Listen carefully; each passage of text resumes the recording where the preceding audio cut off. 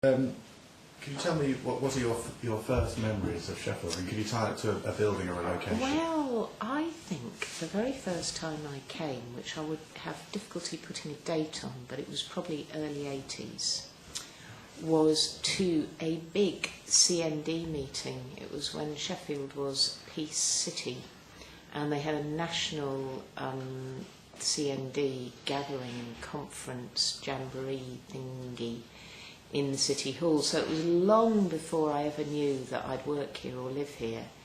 And I just came to that, and it was in the City Hall, and I just remember it was being packed. You know, it's like one of those huge events where you think, wow, you know, you're on this kind of wave of political activity. And I had a friend who was an old school friend who'd ended up in Sheffield, and I went and stayed the weekend with him. I had somewhere to stay. He lived in Rock Street, or just off, no, it was Rock Street, in Pittsmore. Yeah, I know it well. So this CND event, did it spill out into the streets, or was it all in the great arena? The bit I remember was it was a conference. It was a conference in the City Hall, so it was, you know, this sort of big. It's a funny place to have a conference, really, isn't it? But, you know, sort of speeches and then breaking out for workshops and all that kind of jazz. And I presume there must have been public bits. You know, it's impossible to imagine that they wouldn't have had some sort of rally or something that was worthy of getting the national press in. Could you tell me a little bit about a place where your most abiding memory of Sheffield is? That's your first, but what's your most... Well, when I first came to Sheffield, it was to the Northern General. I won't say that's my most abiding memory, but I do remember turning up in Sheffield to go to an interview for a job at the Northern General. I had a car, I'd driven over from Manchester, and I was kind of going round and round Sheffield, kind of seeing these notices to various hospitals. And it hadn't occurred to me that there were hospitals in, you know, different sites in Sheffield. So I kept getting in the wrong place. And then eventually I just drew up the car by the side of the road and kind of leant out the window and said to somebody, you know, can you direct me to the Northern General Hospital? And they said, oh yeah, I'll get in and take you up there. I'm going that way. So I thought, oh, that's a pretty good start. So they got me up there in time for the interview, and I got the job. And that landed me with a year's worth of work in Sheffield. Could you tell us a little bit about that work and how things have perhaps changed today? Well, I guess the Northern General was, you know, it still is in people's minds, you know, the old sort of poorhouse kind of hospital, isn't it? Still got a bit of that feel about it. However many new buildings they kind of tack onto the outside, everybody knows there's that kind of Victorian corridor in the middle of it. And the bit I was doing was obstetrics and gynecology. And I guess that's changed massively. Like the obstetrics has now all moved down to, well, in fact the gynecology as well has all moved down to the new Jessup wing. Not even the old Jessups, it's now the new Jessup wing at Hallamshire. So that side of it's completely gone. Right, yeah. I expect a lot of people will remember Jessups as not their first memory, but their first place. Yeah, sure. We'll have to get some pictures of that as yeah, well. so I never actually worked at the Jessup. I mean, I used to go there because we had some training events there. So I remember going to evening meetings. Okay, sorry to interrupt. You recently began work at Sheffield City Council. Can you yeah, well, that's a big sort of jump ahead. Like that was, you know, me being a doctor, and then obviously there's a big kind of lump of time where I trained up as a GP, worked at Healy. Sorry, whereabouts in Healy did you work? Oh, I worked. First of all, I worked at Healy Green Surgery, which is right in the middle of Healy. I mean, that's a building people might know. Very nice building, right in the middle of Healy Green, sort of near the shopping centre. It's a sort of building that has been built on a corner. On one side is Healy Green Surgery, and then it's actually physically attached to the advice centre next door, and there's actually quite a nice little garden in between them that sort of connects them. I mean, I wasn't involved in building it. I was the next lot of GPs that joined that practice. So that was a really nice place to work that people might remember. Apart from the character who jumped in your car, do you have any abiding memories of people that you've helped or worked with over the years, or have helped you? Well, I suppose that a very key person when I first moved to Sheffield was a guy called Steve Broadbridge, who himself hasn't lived in Sheffield forever. He'd arrived from London, maybe 4 or 5 years before me. He'd actually got a degree from the LSE, but he came to Sheffield and trained as an electrician. Got a job in one of the big factories, bought a house, and then he was made redundant in the downturn in the 80s. So that sort of did me well, because he was looking for people to rent rooms in his house because he couldn't afford the mortgage anymore. So a whole bunch of us moved into a house, it's a big house on Cemetery Road, that was kind of pretty wrecked, but was a fantastic place to live, big bunch of people. I kind of said I wouldn't move in unless there was running water and an inside loo, and he kind of managed to get that together before I moved in. Was that at the top end entrance? It's about halfway up. It's kind of just opposite the entrance to Montague Street. They're surprisingly big, those houses. Yeah, it's they go fantastic. back a long way. Yeah, great. Yeah, it's a really nice house. Yeah, so that was a brilliant place to live. Lots and lots of memories of people coming, Sheffield people and people coming up from London, and they were great walkers and climbers, so people would sort of converge on the house at weekends, and we'd all go out into the Peak District and do our stuff. We were in Red Rope, that was a kind of socialist walking and climbing club. So that was big. Whereabouts in the Peak District did you go, and what were these events like? I'd like to hear a little bit more about some of the memorable events where lots and lots of people attended, like the City Hall one. But first off, about the Peak District, the climbing scene. Well, I suppose it was kind of weekends, going out to Stanage Edge, Froggatt Edge, a bunch of people, 20 people going out and, picnicking and doing climbs and coming back, and then sharing food and stuff at Steve's house. Quite a few people might know about Red Rope. They're obviously, big weekends away and stuff like that. Not a massive event like C&D, but, pretty big. Okay, I'm just going to reframe, just because as we cut a sequence, it's nice sometimes to return to a different frame. So I'm just a little bit closer, but not frighteningly close. Yeah, okay.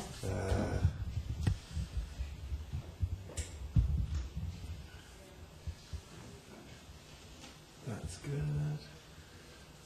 That's changed again.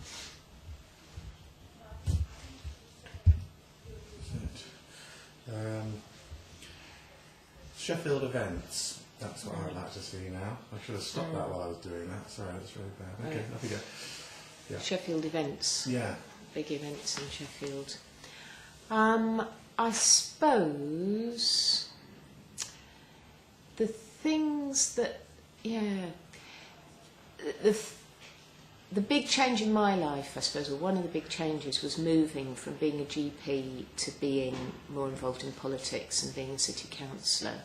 And there were some big events around that. There were some big things that kind of precipitated that move for me. One of them was 9/11, which happily wasn't in Sheffield, but had a knock-on effect all over the world, including Sheffield.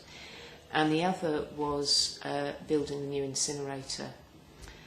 And I got very involved in both those campaigns, and there was a big backlash against the war in Afghanistan and the war in Iraq, with a lot of people taking to the streets in 2001, 2002. Stop the War was huge in Sheffield, and in the end that sort of converged on that amazing, million people in London job, which it didn't stop the war after all. So that was 2003, I guess, when that happened. So I was very involved in that, and I'm sure people will remember the kind of marches and rallies that happened in Sheffield during those years. And then the other kind of more local event was that the old Bernard Road incinerator that had been built in the 70s was packing up, it was always breaking down, and they were having to landfill the waste, and the heat and power was going offline, they were having to run it using gas instead of burning all that lovely rubbish, so-called. And there was a big campaign against that. The most public event that people might remember was when Greenpeace climbed up the tower and and they kind of abseiled down it and painted on it toxic waste, which was just great. I just got on so many photos, and they were so clever how they did it. So there was that kind of direct action stuff going on. And then there were also community groups, like a lot of people who lived on Hyde Park and Park Hill Flats, who were complaining about the kind of smell and toxic fumes from the old incinerator, and certainly didn't want a new one. And then there were people who were working at a much more kind of boffin-like policy level of really trying to get into the planning process and argue the thing in a very scientific way. So there was a sort of huge campaign, and there was a group that was involved in both of those things, and it was the Green Party. And I'd been a member of the Green Party right from when I first arrived in Sheffield. They used to meet in the Centre for Unemployment, or Centre for Full Employment, as it's called now, of course, on West Street. That was a place where lots of people who were like in unions or whatever used to go down. I was in the Medical Practitioners Union. We used to have meetings there. So I kind of came across the Green Party in that setting. I joined when I first came to Sheffield, but I'd never really done much more about it. And then in that period, in the early 80s, I'd got a little bit more time in my life because I'd taken a sabbatical out of general practice, and these things were going on, and I just kind of got drawn into the Green Party, and whoops, suddenly, I found myself standing to be a councillor, and then in 2004 I got elected. Could you tell me a little bit about the I guess, not the election process, but I guess your first day at council? Yeah. Actually, just before I come to that, I'll tell you another place that people might remember, which is the Vestry Hall. If you're thinking of kind of places, like old places, the Vestry Hall at the bottom of Cemetery Road, because that's where, in the old Sharrow ward, that was the kind of one of the main polling stations. And in those days, when they had the count in the local elections, they used to count each ward separately. Now they take the votes from each ward and they take them to a kind of central place. It used to be the City Hall, and now it's moved down to Ponds Forge. But in the first days when I was standing as a councillor, the central, or the Sharrow ward count as it was then, was in Vestry Hall. So that's kind of quite an exciting place, because that's the first place that I stood as a councillor, and obviously, we didn't come anywhere in those days. And then a year later we went to the City Hall and we managed to make it second. Like, we got from being, poor fourth to third to being second. Like, we beat the Lib Dems by, just a tiny handful of votes, and it was like, wow, we've done it, we're a real party now, we're the opposition in Sharrow Ward. And then eventually in 2004, I actually got in. It's what they call an all-out election, where there were 3 seats up for grabs, and Central returned a Labour, a Green and a Lib Dem councillor, so it was like a traffic light ward. And I was in that first group, so I was the first Green councillor. And I'm just trying to think of my first day in the town hall. I think there were sort of two events that really stick in my mind. One was a training event. They put on some kind of training for people. It was pretty rudimentary. It has improved since. But they put on a training event, and it was in one of the big committee rooms up in the town hall, big, grand, wood-panelled rooms. And it's incredibly party political, the system, and it's always run basically on, 2 or 3 parties, like Labour, they're always, Lib Dems coming to the fore, and a few Tories still left over. And normally when you join the town hall, you'd be shown the ropes by the other people in your party. But the problem for me was there wasn't anybody else from the Green Party. I was the first one. So they kept saying, if you've got any more questions, just ask your whip. Yeah. And I was thinking, that's me. We don't have a whip. And then there was this really, really lovely man who was the head of the committee secretariat. who are really the people who kind of run the inner workings of the town hall. And he's called Mick Ogle, a really, really nice man, like just very knowledgeable, calm, collected, just scrupulously polite and tactful, which is, you know, absolutely what you need, because he's in the middle of all these warring factions all the time. And after this meeting was over, he could see I was looking like just completely flummoxed. Just didn't know where the hell I was, what was going on.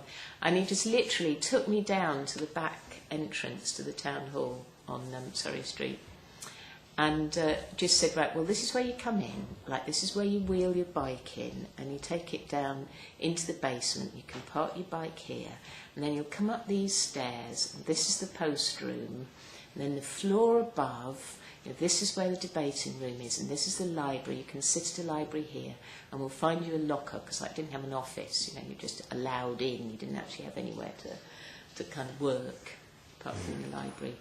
And that was really great, because the town hall is a very big, complicated place to find your way around, and it was just lovely having somebody to showing you step by step how to approach it. And I think I just sort of followed that route for the first few months until I got the hang of things. So that was one day that kind of sticks in my memory of looking around and trying to find where I was.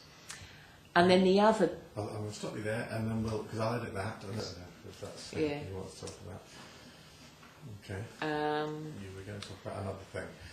Okay. The other sort of big day, you know, first day in the council is when they have their annual general meeting. So there's this kind of official moment in the council each year when the new administration is voted in. You know, everybody knows who's it's going to be, or generally they do, unless it's a hung council. And the various committees are set up, and the chairs of the different boards and all this kind of thing.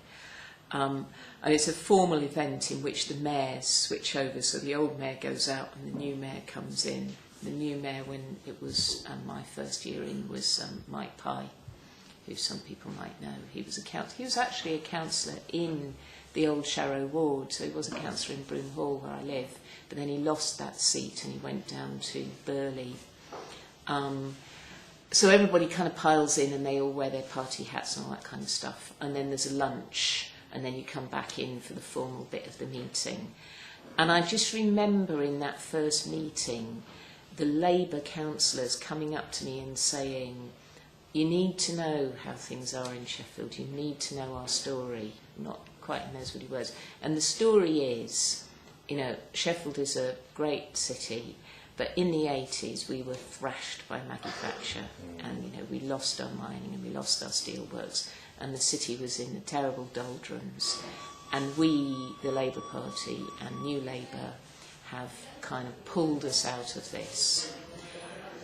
You know, and kind of got the city centre looking all sparkling and nice, and, you know, we're on the up. The great thing is Sheffield's on the up. And I suppose that's really stayed with me, because it's an excuse for such a lot. You know, like you might see a whole load of things that you think aren't actually very socialist, but we kind of had to do it, and this is how it is, and you need to understand. So that stayed with me, really. Veronica Hardstaff was a councillor. She was a councillor in Walkley. She's lost her seat to a Lib Dem now. But I remember her kind of telling me that story and just thinking, what's this about? Why do they need me to know this? And then gradually over the years it's sort of unfolded and I really understand it a bit better.